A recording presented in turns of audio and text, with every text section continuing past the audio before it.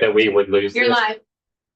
So it's Friday, the 27th of February. We're almost done the whole month. We're about to talk about the purchase and use sections of the miscellaneous DMV bill. Before that, I will say that thank you for coming early this morning. I'm going to go to Secretary Flynn's mother's funeral. So when we get through this, the vice chair will run the committee, and I'm because that funeral's at 11. So that's part of the reason I want. Thank you. And I will. Please. And Logan has been doing some calculations around those sections that I think around the table, what we thought was revenue neutral sections. Logan, if you can talk to us and explain what you found. Sure. So for the record, Logan Mover at the Joint Fiscal Office. We're going to talk about Section 18, which is where there's some changes being made to the motor vehicle purchase and use tax. So there are a few things that are happening in this section. Some of them that my understanding don't impact the revenue that we collect, and then some that do. So the first thing sort of on this list is the addition of the trailers that you can see in A1 there. So this is really just clarifying that trailers are subject to the purchase and use tax, and that they're also subject to that max purchase and use cap of 2,486. My understanding is that this is current practice. This is how the DMV is currently doing it. So this shouldn't have an impact, just the addition. This is really just clarification.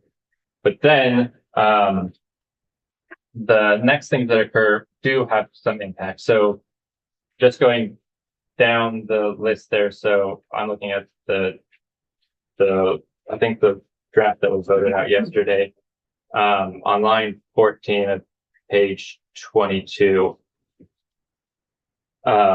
This adds trailer coaches under that sort of motor homes, and then it says or trailer coaches. So what this would do, my understanding is that this would essentially add trailer coaches as another form of vehicle that is subject to the purchase and use tax. But this would specify that it is no longer subject to that maximum cap of 2,486. So my understanding is that current law, they pay purchase and use up to the maximum of 2,486. By adding it here, trailer coaches would now have to pay the full 6% cap. When I reached out to the DMV, they said they weren't able to sort of pull out the amount of these trailer coaches in the time frame that we had. But this would add or would increase the amount of revenues generated because you'd have these trailer coaches that would now be paying more purchase and use tax every year. Again, I don't have a number on that one because the data just isn't there at this time. I think there are some other people that might be able to give you an idea of the realm, but and then right below that on line 15 and 16, where we're changing sort of the weight metric to a gross vehicle weight rating, and then we're increasing that metric also from 10,099 to 1,350. And essentially what you're doing there is you're sort of expanding the amount of trucks that will have to pay the full 6% purchase and use tax and will no longer be capped at 2,486. So based on data that I received from the department, there were roughly 1,200 vehicles last year that when they registered their vehicle for the first time in Vermont, they registered and put on their form a weight between 10,100 pounds and 13,500 pounds. So those vehicles, if this language moved forward and things stay consistent as they were this year, would now have to pay the full 6% on the value of the vehicle rather than the max cap of 2,486. So my estimate says that this would generate about $1 million in additional revenue, assuming the numbers were consistent in future years. And then the trailer coaches, which I mentioned, I don't have a number on because we don't have the data for, will also generate additional purchase and use revenue. Now, the lobbyists for the trucks and said to me something about fifth wheels. And they were afraid that wasn't in your estimates, which would be on top of that. Can you talk to us about that?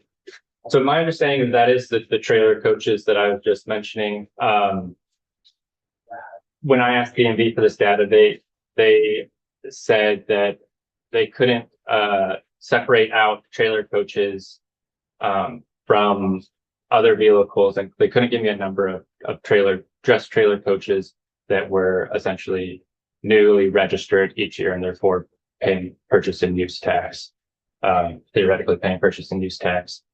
So in my draft note that hadn't been published but sort of spurred this conversation, I had noted that trailer coaches, or I think fifth wheels, if we're talking about the same thing here, would generate additional revenue, but I don't have the numbers to sort of say what that would be. We would need to know the sort of average value of a trailer coach plus how many trailer coaches each year to sort of see what the difference between that max cap that they should be paying now and what the full 6% of the value of the trailer coach. And as you all know, trailer coaches can be very expensive, so it could be substantial as mentioned. I just don't know. I don't have data to say one way or another. Is it the same issue for the trailer coaches as for the trucks? It's just the difference between the 10,099 and the 13,500, or is it? No, my understanding is that currently trailer coaches, regardless, are sort of at that max cap. Regardless of weight. So they're just like, add the trailer, you get the max back, Yeah, that is my understanding. regardless of value. Yes. And now this would sort of add them in the same as how motorhomes are taxed, which I don't believe are subject to the max cap. They're not now, but it would be the way this was. I don't believe, no. So motorhomes aren't changing, and I don't believe have that max cap on motorhomes. Trailer coaches would essentially be added in. So on line 13, it has motorhomes as defined of this type, or trailer coaches as defined. Those are all sort of in the sections that would get the full 6%, if I'm understanding the language correctly. Full 6% up to 13,500 or total to The full 6% of the value of the vehicle. and is that what they're doing at? But that's not. That, yes, I was told that is how they are currently being handled under current law. Trailer coaches are paying full 6% regardless of weight. Trailer coaches are paying the max tax currently. This would make it so they're paying. And how long have they been paying next tax? That I don't know. And this would change it to 6 days, which you could, yeah, I don't know if there's a policy argument that's been generated and we haven't talked about it. It's my understanding that particularly around the trucks, there has been some change in the rules that might have gone in place in January, which I personally was not aware of. And that there's some interpretation of the rules that's different since January. Go ahead. And do we know how other states treat trailer coaches versus trailers? Because I assume the original intent was a trailer, like that Bellevans trailer that we have there, was meant to be as a commercial vehicle of a max bag. And then the trailer coaches as a living quarters or camping recreational vehicle was not meant to that, but it was a trailer, so it got fit into the. But we as Under this language that was in your bill it wouldn't essentially have that breakdown. Is it trailers are subject to the max tax, trailer coaches would not be. It's a big difference. For the Okay. those other purchasers. Potentially, yes. Go ahead. Thank you. So, there could be a reason for them to pay more, but we need to be deliberate about that. Yes, And that- understand it and have a conversation about it. So I just want to say that and I don't know, I don't remember if we've looked at the total amount of revenue that we get from commercial vehicles generally. And I know that's a different topic, but. I- Okay, I totally, Yeah. I think, I'm just gonna say this with the numbers, and I would say not through no fault of Logan, his numbers are squishy. Because he can't get some information that's needed. And I would say yesterday when I found this out, I asked Damien to draft a bill to take those, purchase and use sections out. And, I think we have the opportunity both either in the T-bill or if the House works on this and it comes back over with something in that, because I think this needs to be sorted out. I'm not feeling comfortable, if people ask us what this is doing, to be able to tell them specifically what the estimates, what we've got, that we have good estimates. I agree. We need to know the impact of what we're doing. Yep. Can you,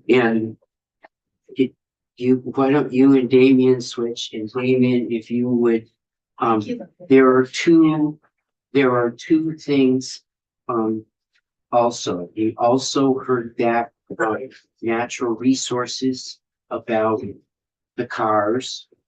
They, particularly, we put 20 cars in. They said the California law is 12.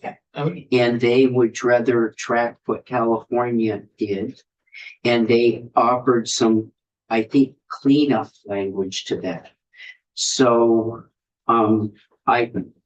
I told Damien to include that in a package of what he's bringing back, and he will explain how he's drafted it. And those, so the two issues that are in what he's drafted, deal with taking those purchase and use sections out and, deal with, the feedback that we got from the Natural Resources Agency on the car. Morning. For the record, I'm Damian Leonard from the Office of Legislative Counsel. Before I get into the language, I just want to explain that trailer coach is a broad term that encompasses fifth wheel trailers. These are trailers that are towed by a truck bed hitch. They're often taller and can be more luxurious than your typical travel trailer, which is towed by a hitch behind the vehicle. And then the other type of trailer that's captured by this is what's known as a living quarters trailer. This is something like if you're bringing your horses to an event or snowmobiles, bikes, whatever, it's got prioritizes space for the animals or the other equipment you're towing, but then has a small living quarters in there. So that would also be captured. So these are three different types of trailers that are captured under that umbrella term, because trailer coach is any trailer that has living quarters inside it. So it would capture all of those.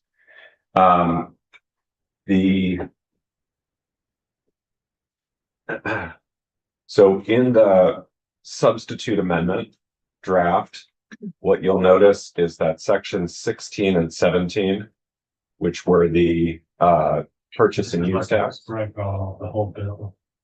Yeah, it's a substitute for the committee's amendment. State the number. I just want to be sure. Yeah, let me go ahead and It still Yes. has 38 pages. it does. Yeah. Whole bill. This is the Right. whole thing. But I thought there would be fewer pages, but There may be some it, spacing issues on here where we have a return that didn't get edited. it's, okay. So, Yeah, So what's the section then? so sections 16 and 17 are gone. So you'll see, now section 16 is diesel fuel tax. Mhm. Previously that was purchase and use tax. And then we go straight on to operation of snowmobiles at 17. Or maybe 17 and 18, either way, it's right in there that diesel fuel tax, the operation of snowmobiles is where the purchase and use tax used to be. The other changes here, are, further down on limited use specialty vehicle. Section. Which, So that is going to be starting on the bottom of page 33, section 25. In the definition of the vehicle, the agency of natural resources, their air quality and climate division asked that the language be trued up so that the definition ties to the use requirements for limited use specialty vehicles, and more closely reflects the requirements for exhibition vehicles, which are our current antique cars.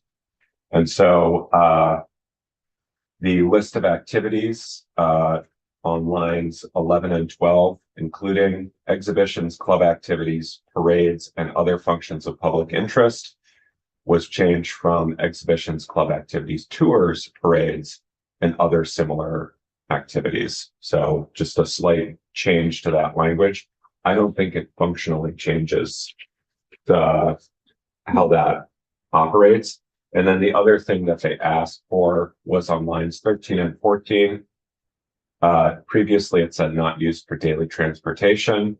Now to match up to what's in section 26 below, it says not used for daily transportation of passengers or property on any highway.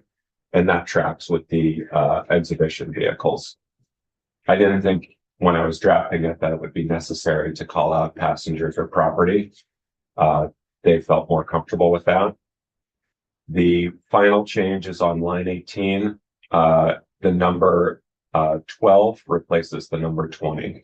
So it would reduce the number of vehicles that could be registered per year from 20 to 12. and they, from what, the way I read the email and you received the same email, they were not opposed to this. Right. I read the email as well. My understanding is that they were open to the language and okay with it with these changes. So that they didn't oppose it as drafted. They just requested that these changes be made to bring it closer to what they would be happy with.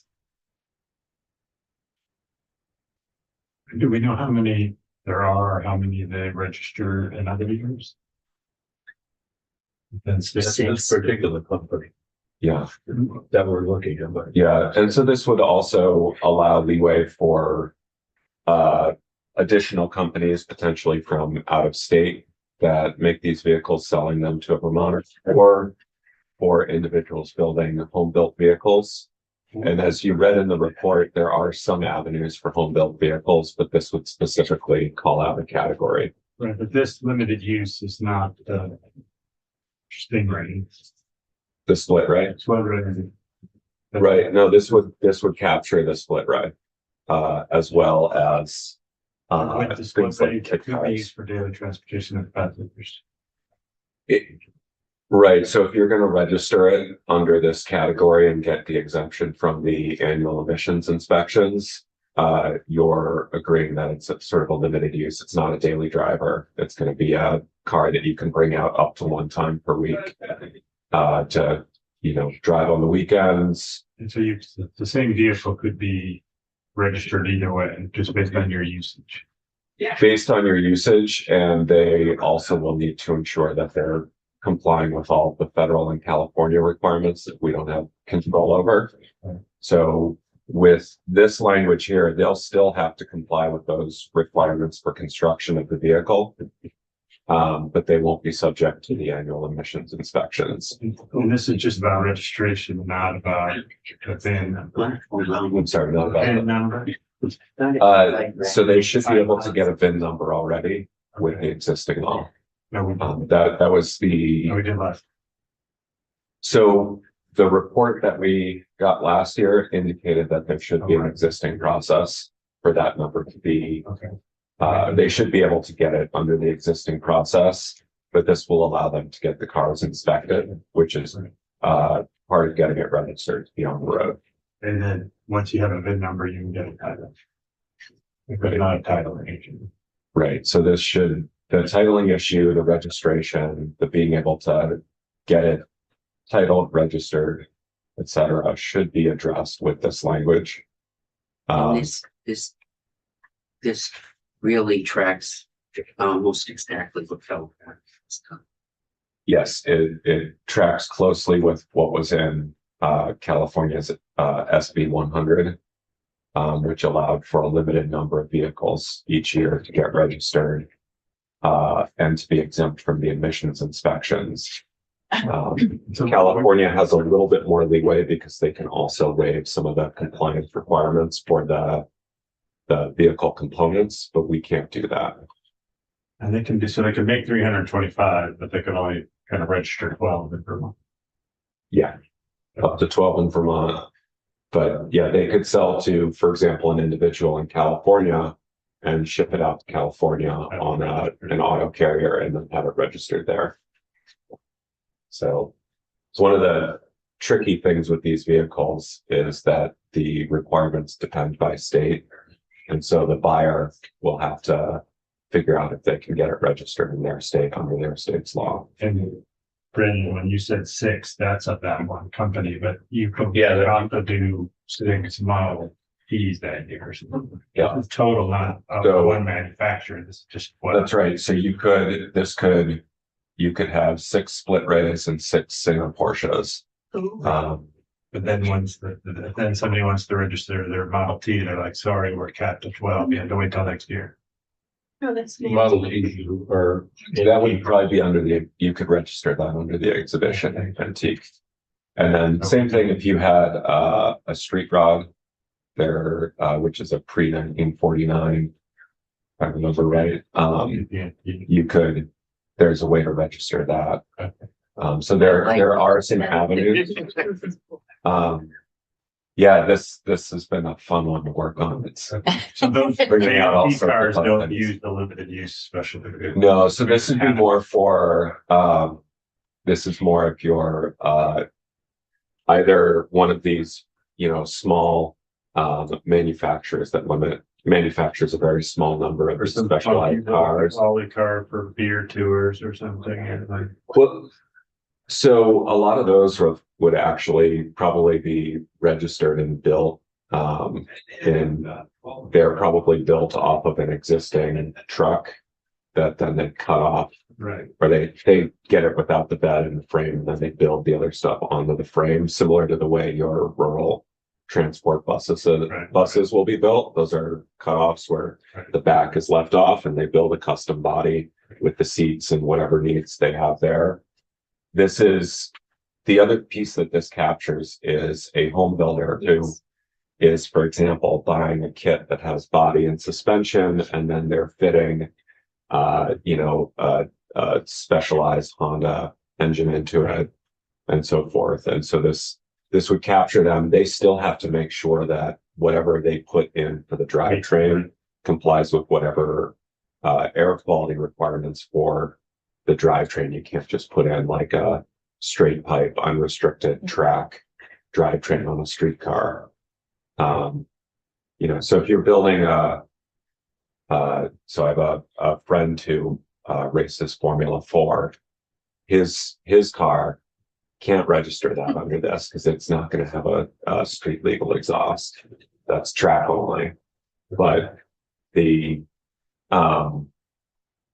for someone here who's, for example, buying a kit where you've got the body and maybe you're either buying a pre-manufactured engine that has already been certified, Yes, exactly. you can then fit that into the car and it's got the body and the other things. So And that wouldn't be a part of the 12. That's like a totally separate, This would be part of the 12. well, but only if they So- were selling. No, Well, they so wanted to there's register. two types of vehicles that fall under this. It's either a vehicle built by a manufacturer that makes less than 325 vehicles for sale in the US each year, or an individual and not for resale. So that's like you're building your own kit car. It's not for resale. It's for your personal use. But okay, so this is where now I'm confused, because there's a whole cadre of people that I know who do like the repops of cars, where it's like they're taking like an old car and they're updating it with a kit, maybe turning it into an EV, for example.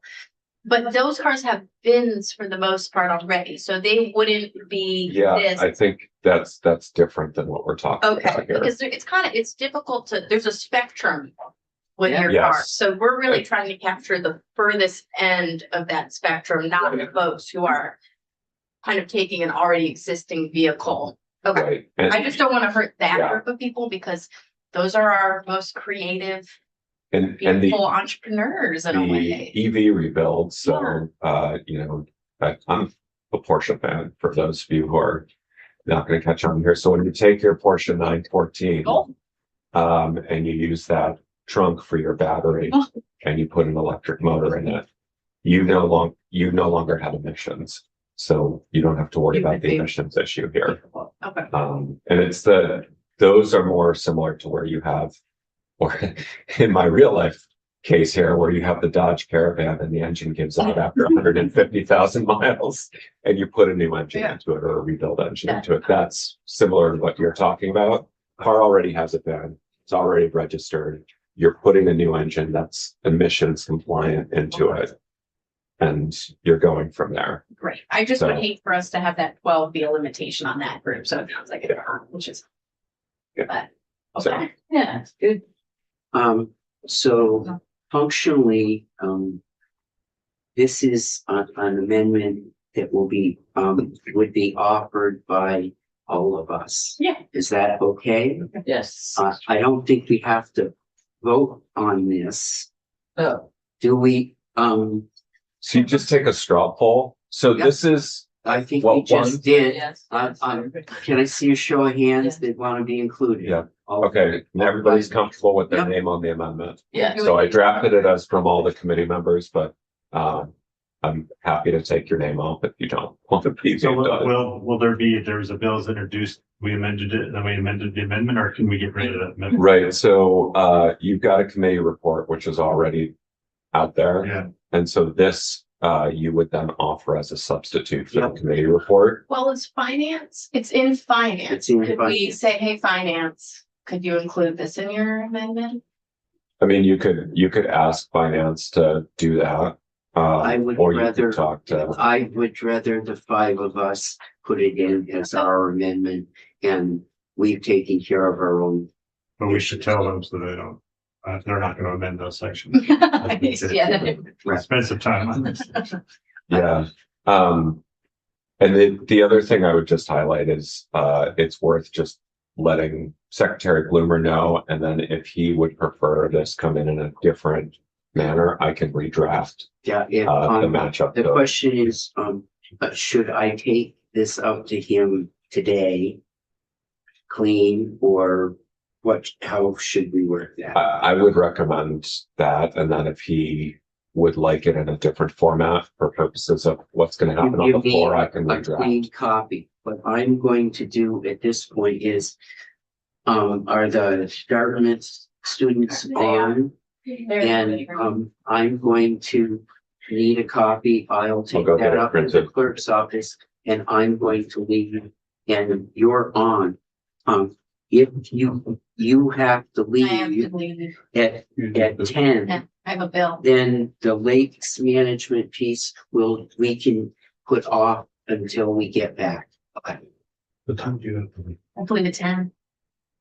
10? Yeah, I'm just going to health and welfare. I might sneak up. I got some North Shore firefighters that they buried. It sounds like we're gonna call it not at 10. Right. Oh, I think this I'll be student back. actually have class. I'll be back by quarter. Just FYI. I'm going to leave, and I'm sorry to, the students. There's the funeral. If you could give my apologies. Of course. Hi, Oh, yeah. welcome to Senate Transportation. It looks like we've got 3 folks on our agenda. I'm Senator Becca White, so I think I'm the one who technically requested some of this work. So thank you for being here. We have Dylan Unruh as our first witness listed, but if whoever you have in order to introduce yourselves, or if the professor, if you want to start, whatever. We've got you until 10 a.m. and we'd love to hear about EMPA. I mean, I'm going to be speaking first. My name is Finton Lutzelter. I actually grew up in Glover, Vermont, so this is pretty exciting. And I'm a senior at Dartmouth College. I'm Dylan. I'm also a sophomore at Dartmouth College. I'm originally from Westchester, Pennsylvania. And I'm Carter Hoskins. I'm a sophomore as well from Dartmouth, and I'm from Long Island, New York. Don't be shy. Who's next? Who's introducing? Yeah, I'm Sam Williams. I'm actually just a postdoctoral research associate at Dartmouth. So I've been supporting the student team on this particular project. So they will be presenting. I'm just here to support and cheer on. So thanks for letting me be here. And good morning. I'm Professor Kristen Smith. I'm the director of the Policy Research Shop at Dartmouth College. And this team has worked really hard on their research.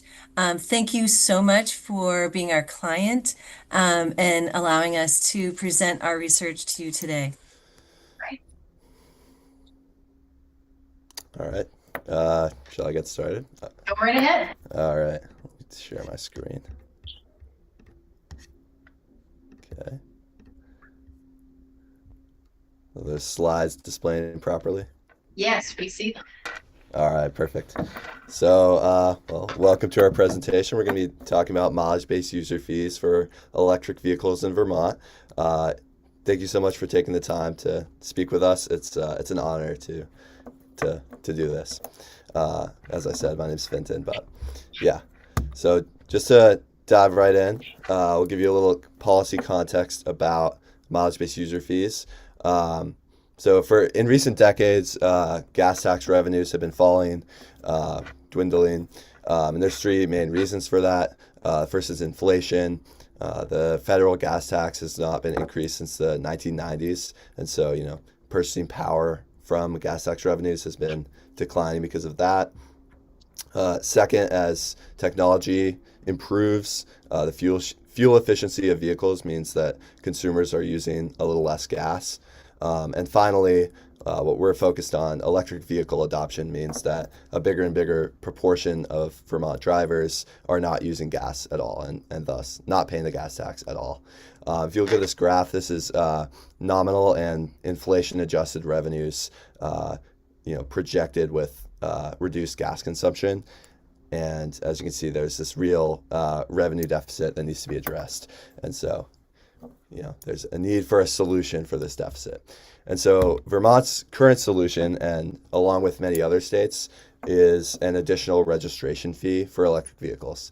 In Vermont, it's $89, so that's in addition to the $89 normal registration fee for all vehicles. This solution, it works to raise revenue, but it's problematic because it doesn't scale with road usage. And so a driver who's only driving 1,000 miles in a year is paying the same amount into roads as someone who's driving 25,000 miles a year. And there's 2 alternatives to this. The first is a kilowatt hour tax at EV charging stations. This would work to scale with usage, but according to a study we read, over 80% of EV charging in the United States happens at home. And so this would just miss a ton of charging and, cause a whole slew of other inequities. And so second, the solution that Vermont's actually planning to instate are mileage-based user fees. And so, a mileage-based user fee is what it sounds like.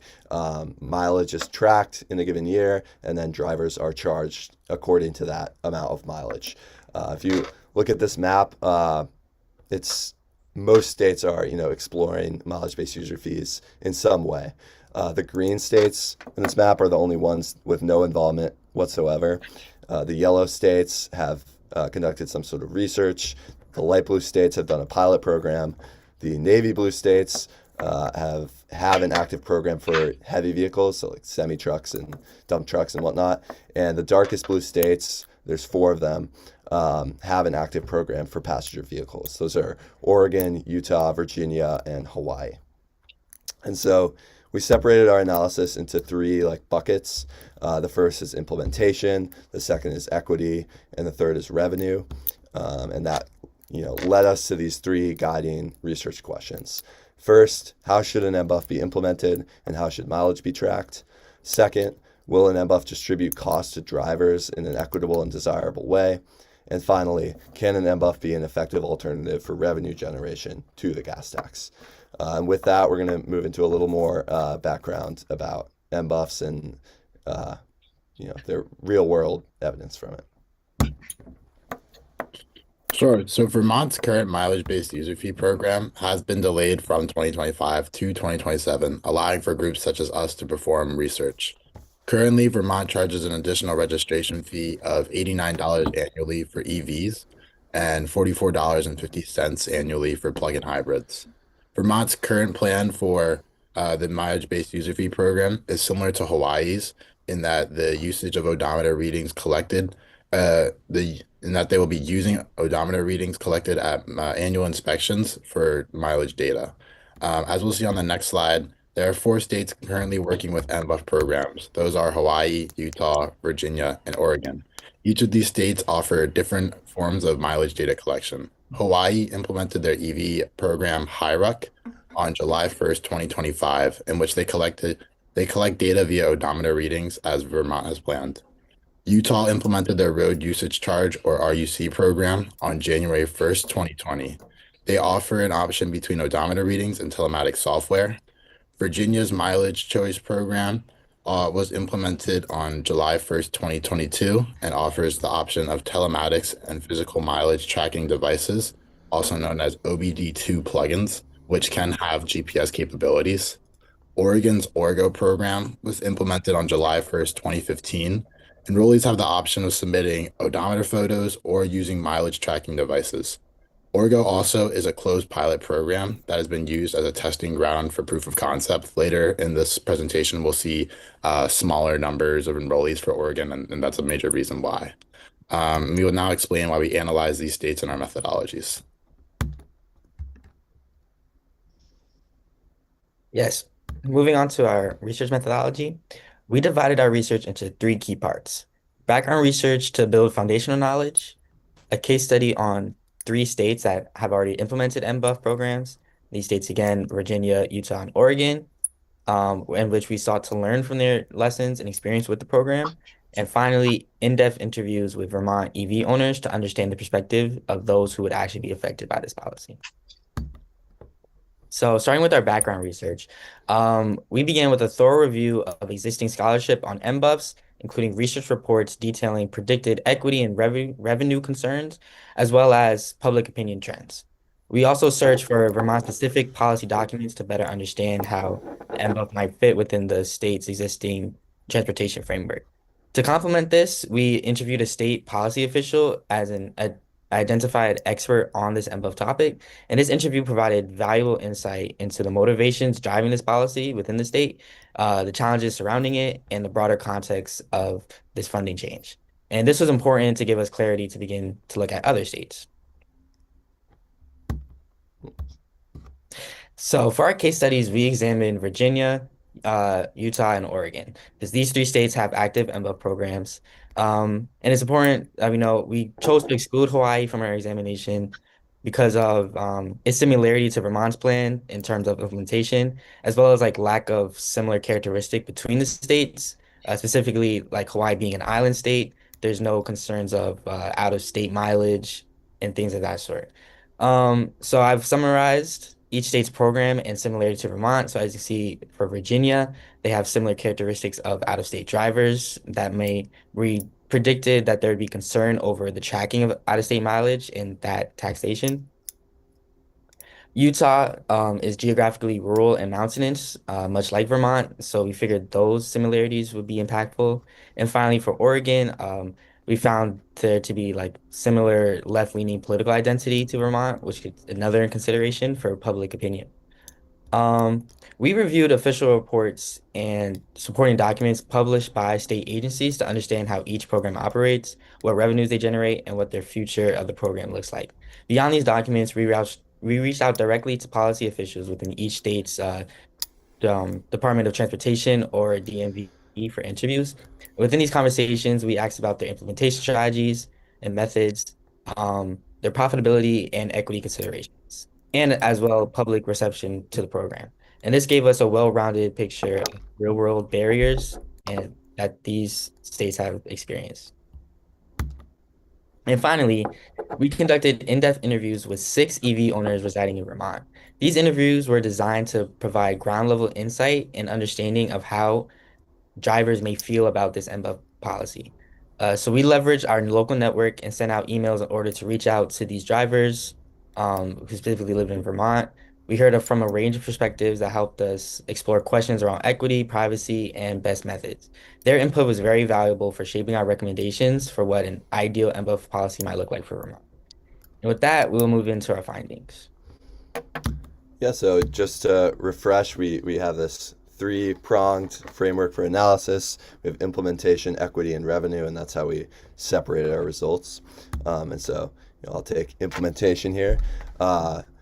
Derived mostly from our interviews with EV drivers, privacy is a dominant concern for drivers.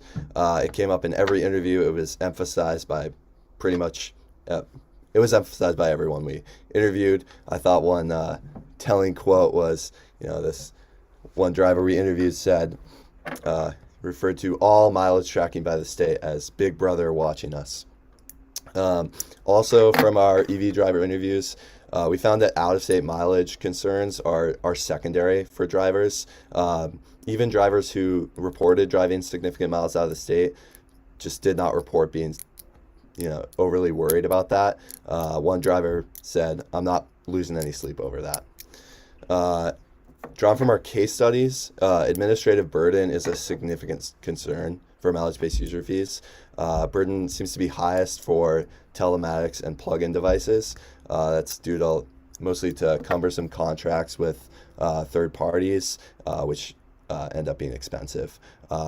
The burden is much lower for the odometer inspections and self-reported apps, as there's just less infrastructure necessary to make that happen. Finally, drawn from our background research and kind of supported by the case studies, fraud risk appears to be minimal across all the mileage tracking methods. It's virtually impossible for the GPS methods, so telematics and plugins. If you were to institute like a honor system, self-reporting out-of-state miles driven, there's some level of ability for fraud in the odometer the apps and odometer inspections, as people could inflate the amount of miles they drive out of state. But as one Utah state official told us, it would be a whole lot of effort to save a couple dollars, and so that was not something that the policy officials are super worried about. And so with that, we'll move into the equity findings. So we found that both state officials and EV drivers considered NBUS to be an equitable fee. This is due to the NBUS ability to accurately scale with road usage, while gas taxes can be skewed by fuel efficiency. This was especially important to the state officials, as many of them were evaluating NBUS as a potential alternative to the gas tax to be in the long term. So not just for EVs, but also for gas vehicles as well. As we see on the left graphic, low efficiency vehicles pay more in tax for the same amount of miles driven as high efficiency and electric vehicles. The right graphic shows that with the NBUF, all vehicles pay an equal amount for miles driven. So this really means pay what you use. We also found that all states that offered the NBUF as an alternative to the additional registration fee implemented a fee cap to ensure that NBUF drivers could only ever save. This increases the equitability of the fee as vehicle owners who don't drive much aren't charged the same for heavy commuters.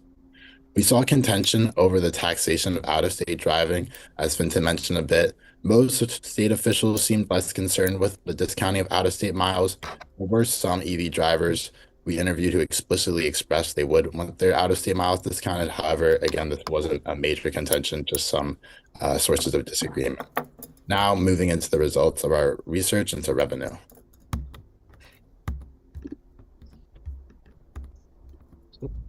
Right. So looking at revenue, it was a clear theme was found, which is limited profitability. However, we also found that this was almost intentional. State officials within our interviews were quick to emphasize that these are pilot programs and maximizing revenue was not the primary goal at the stage of their program. The focus was more on figuring out the best methods to actually run this program before worrying about scaling this up. With that said, a primary driver of the lack of revenue is low enrollment. So as you can see, many states have low enrollment numbers. It's like specifically Oregon, and this is an obvious barrier to garnering revenue since there are less participants to pitch in. This low enrollment stems from the voluntary nature of the program, where drivers must choose to enroll themselves. We found that when faced with the alternative of the flat fee, many drivers simply just opted to pay that fee. This could be due to multiple individual level reasons that our research did not get into. However, we also speculate that this could be a result from the lack of education and marketing from the program. We found in one case that there was an incentive for the state to not market the program because it was more advantageous to collect the flat fee revenue rather than move drivers into the MBUP program. And this explains low enrollment and moves us into my next point about administrative costs.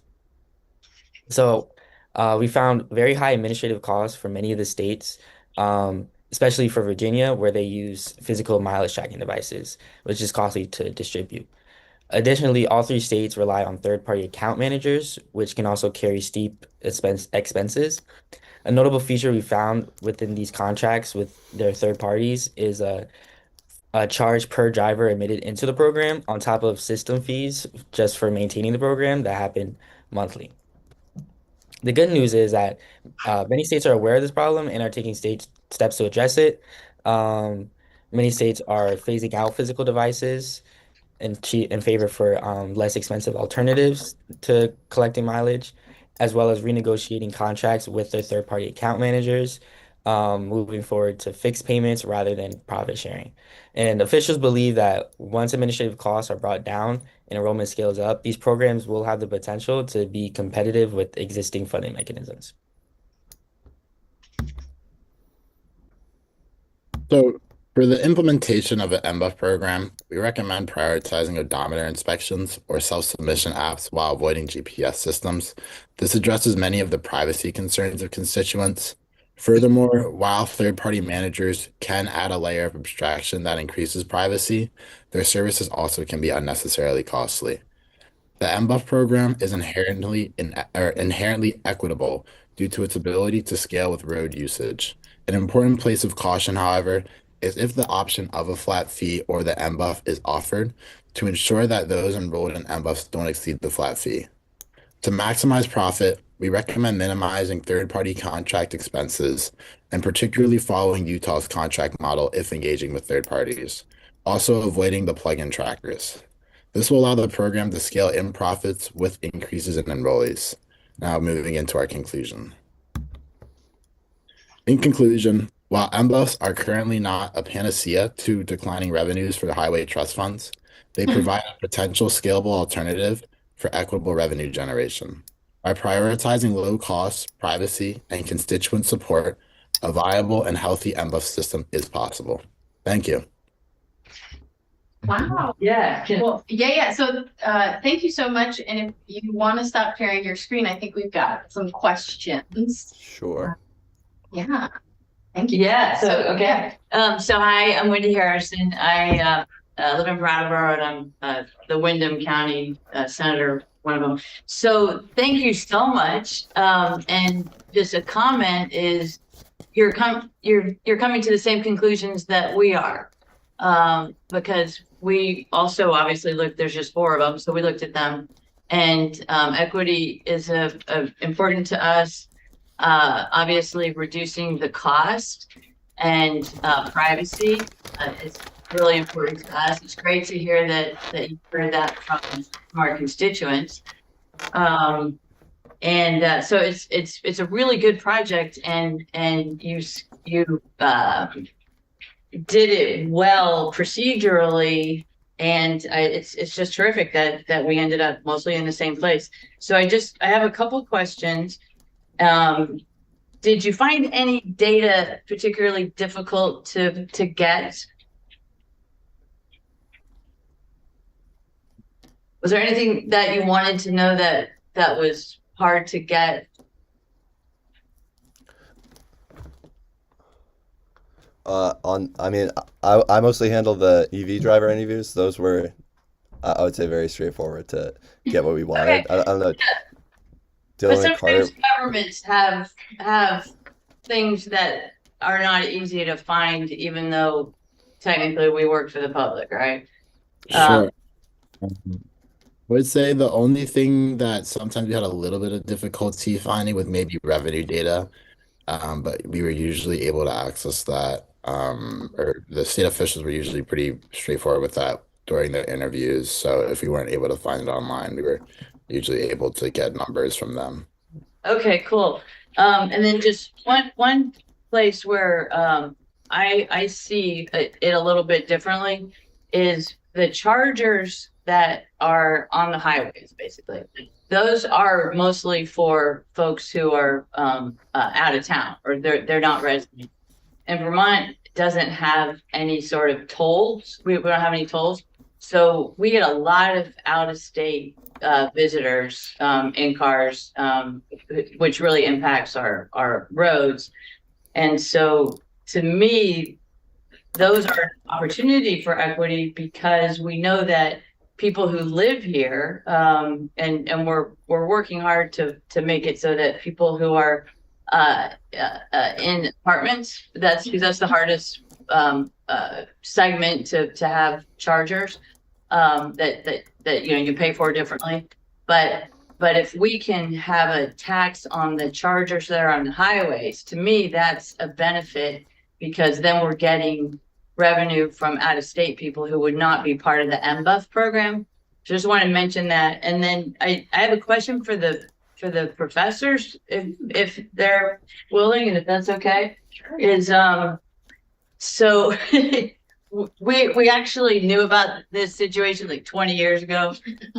Revenue's been going down for a really long time. Have there been other studies like this done by students, and did they come up with similar suggestions, if there were?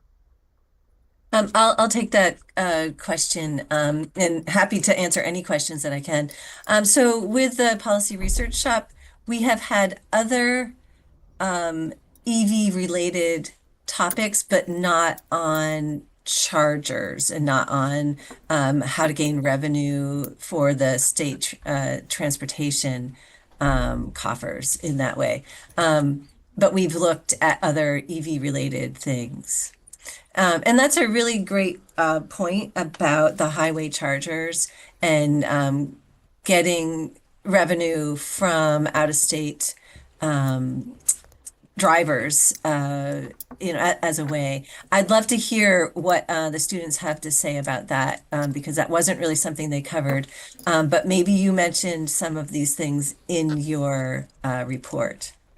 Yeah, so obviously, the kilowatt hour a little bit outside of our scopes, we were focused on MBUS, but we heard that exact sentiment from a couple EV drivers. Like, when we were discussing the issue, they said exactly that most Vermont drivers are charging at home. So a kilowatt hour tax at charging stations would get all that, out-of-state drivers who are going to Sugarbush. Sugarbush was the one that came up explicitly, is they have these EV chargers. Why are those not getting taxed? They're all Massachusetts license plates, lined up there, and they're not paying anything. You know a lot about us now. Thanks. We get a question from Senator Brennan as well. Yeah, hi, thanks. I'm sorry I missed part of it, but on the research you did on GPS as it relates to privacy issues, how did you do that? Polling or? We did 6 like in-depth interviews with EV drivers, Vermont EV drivers, and we asked them about how they felt about GPS versus odometer inspections. We got resounding impression that privacy is very important to the drivers. Also, in our interviews with state officials from Utah, Oregon, and Virginia, we also asked them about kind of the public perception of privacy and whatnot. And they did note that there was some concerns about the use of GPS systems, but also most states were avoiding using GPS systems just because of the cost of the OBD2 plugins anyways as well. Thanks. And I would just say, we've certainly heard that anecdotally.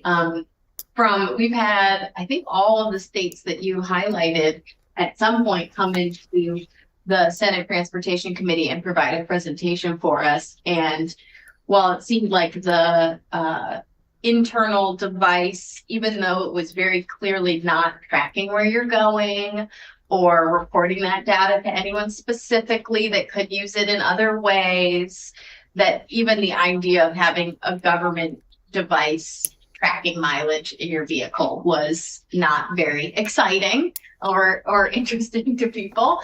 We've definitely heard that from the folks that we've listened to. I had one question related to the cap or having a specific set fee rather than having a mileage-based user fee that is tracking your exact miles. And you alluded to the fact that drivers seem to be preferring the fixed amount versus potentially what could even be a lower amount if they were tracking their miles. So I'm wondering if you could speak a little bit more to that. Sure. Most drivers, I think, kind of just anticipate that they will drive over that average amount. So I think a bit of it is just looking for convenience, and it is easier for them to just pay that full amount. They noted that most of the people who do opt for the mileage-based user fee with the intention of saving typically have either very short commutes or are low drivers or just kind of within that subsect of people who will just look for a savings kind of in any option. But yeah, most people kind of opted for the convenience. And if you're in areas where there are large amounts of commuting, for example, like especially like Virginia, where a lot of people will commute into, the DC area, it didn't make a ton of sense for them to go through the process of trying to track miles when they were pretty confident that they'll already be over the cap anyways. Yeah, it made me think a little bit of, like, I know I donate more than the tax amount that when I file my income tax. I know that I most likely, if I tracked all my receipts and did all that, I'd probably go above the standard withholding or whatever the standard refund amount is. I'm not sure the right term, but I always opt because it feels easier and simpler and less like a manual task to get all my donations together.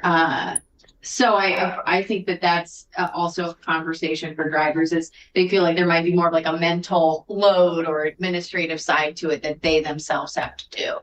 Okay, and then I have one other question, and then if anyone else does, and we can let you go. But you noted the either third party or supportive coordinators, like the contract that the states have had. We've had the group that at least one of the states had contracted with come and present to us.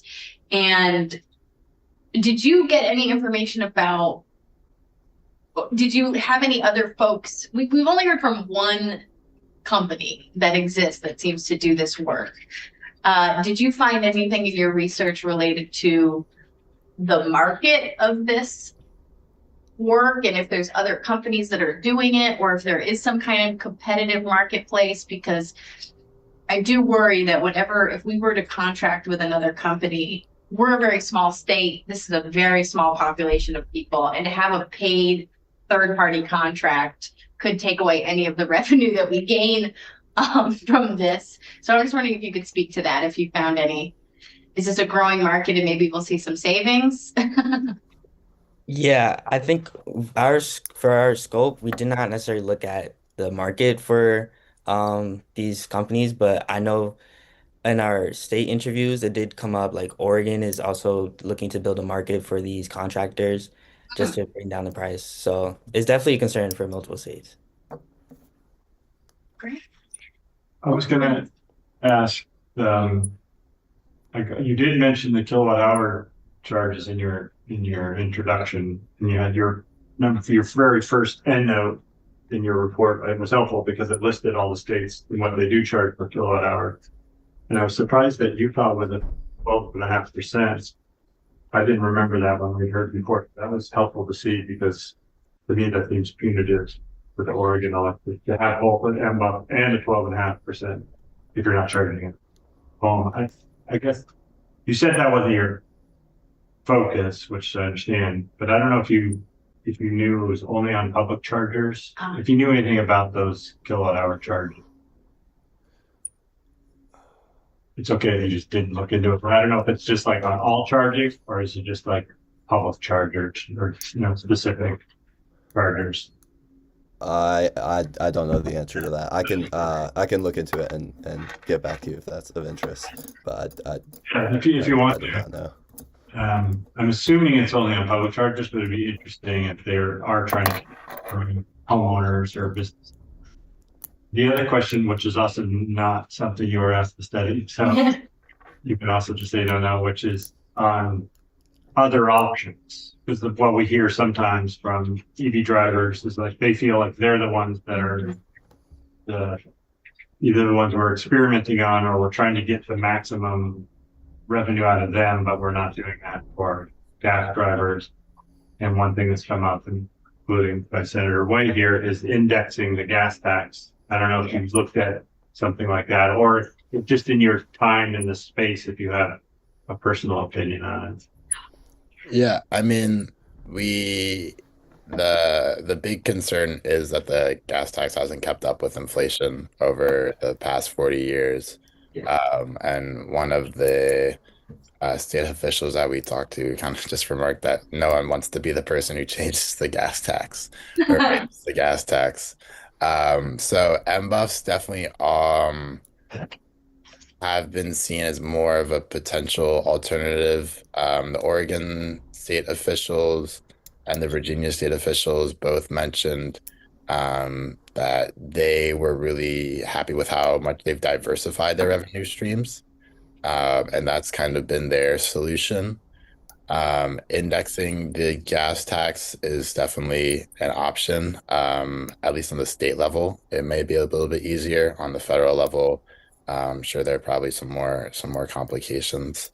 But one of the other things that we noted was that MBUFs are, as you mentioned, kind of being experimented on for EVs. And I think a main part of that is there currently really isn't an option besides just the flat fee right now that is super applicable or easy to apply. So EVs and plug-in hybrids have kind of been the testing ground, but that is not to say at all that MBUFs can't be expanded to any type of car at all. There's no like special technology or anything about EVs. They just happen to not use gas. So. Good point. Yeah, we've spent a lot of time talking about how to not punish EV drivers and to continue adoption while also meeting our revenue needs. If you did MBUFs on the gas cars, which your point is well taken, that it's just as easy to do, but they're paying a gas tax when they buy the fuel. So we'd either have to get rid of the gas tax and switch to an MBUF. But then if you do that, you're not getting it. That's the reaction I get. People shaking their heads because then you wouldn't be selecting any gas tax on out-of-state drivers. Right. Yes. No, right. Yeah, I would just want to tell you all something that I found pretty good. When we were looking at this a couple of years ago, people who had EVs many of them actually wanted to pay because there was either a guilt that they had of not paying or people were picking on them for not paying the gas tax, but there was actually a fair amount of support by the folks who were going to pay the tax for the tax, which that hardly ever happens. Honestly, the only time I've seen it. But that's something interesting that happened here. Well, thank you all so much for taking the time to do this research. It looks like most of us have a printed out copy of your full report as well. It sounded like we had maybe one follow-up from Senator Perchlik, which you're welcome to. You're willing to do it. You're Yeah. willing and able. Which you're welcome to email to either Megan Canelo, who's our committee assistant, or directly to Senate Transportation as a whole, whatever's easier. And do we have your presentation? I don't. The report is online, not the. Yeah, if you're able to send the slideshow if you haven't already, that would be great. But thank you so much. Yeah, I just want to say one thing. Team, do you know exactly what the question is that you are being asked to answer? Yeah, it was the Utah kilowatt hour tax, whether it's on public chargers or public and private, right? Yeah, we'd be interested for Utah in particular because it's the high 12.5%, but I'd be interested to know those 8 states All of them. that have a kilowatt hour charge. Are they doing it for everybody or just public? Got you. I'll definitely look into that. Great. Thank you so much, Senator White, for all this great work, being a wonderful client, and thank you to the whole committee for enabling our students to have this great opportunity to present to you today. Go It Dartmouth. was really helpful. Thank you. Yeah. Thank you. Have a And good day. You too. I think we can go offline as well. Yeah. We'll come back at 8. We will come back at 10. Actually, I don't think we are. I think we're done for Michael today. Green is coming I think On what? on the lake, yeah, the Waco. Uh, yeah.